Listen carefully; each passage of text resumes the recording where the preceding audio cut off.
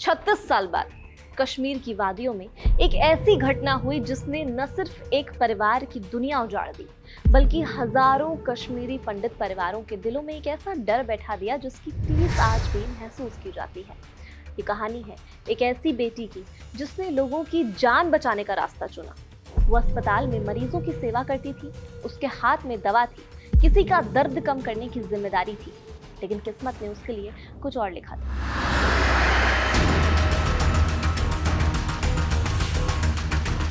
उस बेटी का नाम था सरला भट्ट। आज 36 साल बाद सरला भट्ट का नाम फिर चर्चा में है। वजह है जम्मू कश्मीर की स्पेशल इन्वेस्टिगेशन एजेंसी यानी SIA की 700 से ज्यादा पन्नों की चार्जशीट। इस चार्जशीट में प्रतिबंधित संगठन JKLF के प्रमुख यासीन मलिक को मुख्य आरोपी बनाया गया है। लेकिन सवाल सिर्फ चार्जशीट का नहीं है, सवाल है आखिर कौन थी सरला भट्ट? उनके साथ ऐसा क्या हुआ था जिसने पूरे कश्मीर को हिला दिया था? और 36 साल बाद ये मामला फिर क्यों चर्चा में आया है? आइए पूरी कहानी शुरुआत से समझते हैं। सरला भट्ट जम्मू कश्मीर की अनंतनाग जिले की रहने वाली थी। एक साधारण कश्मीरी पंडित परिवार की बेटी।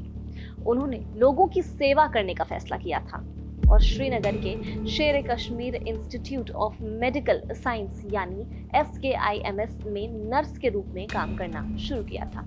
उनकी पहचान किसी राजनीति से नहीं थी, किसी संगठन से नहीं थी। उनकी पहचान थी एक नर्स, एक ऐसी नर्स जो मरीजों की सेवा करती थी, जो दिन रात अस्पतालों में लोगों की जान बचाने की कोशिश करती थी। लेकिन ये वो दौर था जब कश्मीर बदल रहा था। साल था 1990। घाटी में आतंकवाद तेजी से बढ़ रहा था। कश्मीरी पंडितों को धमकियां मिल रही थी। रातों रात लोग अपने घर छोड़ने लगे थे, मंदिर सूने होने लगे थे, मोहल्ले खाली होने लगे थे और हर तरफ सिर्फ डर का माहौल था। लेकिन इन सबके बीच भी सरला भट्ट ने अपना काम नहीं छोड़ा। वो रोज अस्पताल जाती रही। उन्हें शायद भरोसा था कि एक नर्स होने के नाते उनकी किसी से क्या दुश्मनी होगी। लेकिन आतंकवाद इंसान का पेशा नहीं देखता, वो सिर्फ डर फैलाना जानता है। फिर आया 18 अप्रैल 1990, वो दिन जिसने सरला भट्ट की जिंदगी हमेशा के लिए बदल दी। आरोप है कि श्रीनगर में उनके हॉस्टल से उनका अपहरण कर लिया गया। इसके बाद कई दिनों तक उनका कोई भी पता नहीं चला। परिवार इंतजार करता रहा, उम्मीद करता रहा कि शायद सरला वापस लौट आए। लेकिन कुछ दिनों के बाद उनका शव मिला। जांच में सामने आया कि उनकी हत्या से पहले उनके साथ बेहद क्रूर व्यवहार किया गया था। उन्हें यातनाएं दी गईं और फिर गोली मारकर उनकी हत्या कर दी गई। ये खबर पूरे कश्मीर में आग की तरह फैल गई थी। सरला भट्ट की मौत सिर्फ एक हत्या नहीं थी, ये उस दौर का एक ऐसा संदेश बन गई जिसने हजारों कश्मीरी पंडित परिवारों को डरा दिया था। लोगों को लगने लगा कि अब घाटी में रहना सुरक्षित नहीं है। धीरे धीरे हजारों परिवार अपने घर छोड़ने लगे। कोई अपने बुजुर्गों को लेकर निकला, कोई छोटे बच्चों को लेकर। किसी ने घर की चाबी पड़ोसी को दी, तो किसी ने बिना ताला लगाए ही अपना घर छोड़ दिया। किसी को नहीं पता था कि वो कभी वापस लौट पाएगा या नहीं। घर छूट गए, जमीन छूट गई, दुकानें छूट गईं, यादें छूट गईं और पीछे रह गई सिर्फ यादें और दर्द।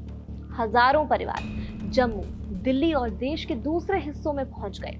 कई लोगों ने महीनों नहीं बल्कि सालों तक टेंटों में जिंदगी बिताई। भीषण गर्मी, बारिश, सर्दी, सब कुछ सहा।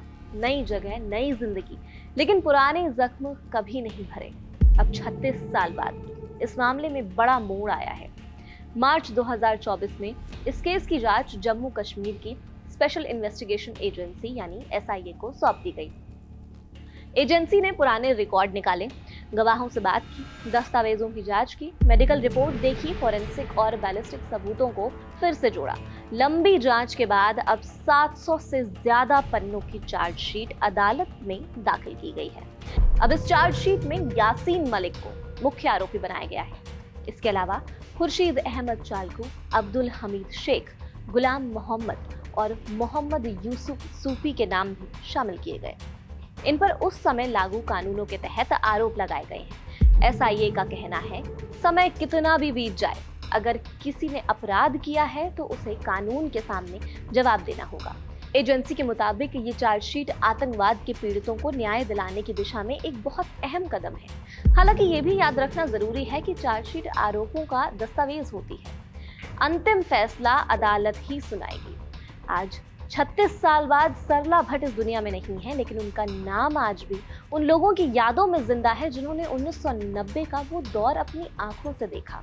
उनकी कहानी सिर्फ एक नर्स की कहानी नहीं थी, ये उस दौर की कहानी थी जब हजारों परिवारों की जिंदगियां हमेशा के लिए बदल गई थी। ये कहानी हमें याद दिलाती है कि आतंकवाद किसी एक इंसान को नहीं मारता, वो पूरे समाज को जख्म देता है।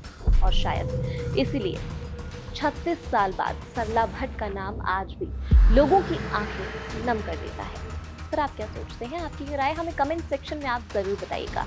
मैं थी खुशी सक्सेना, कैमरा के पीछे नकुल। धन्यवाद।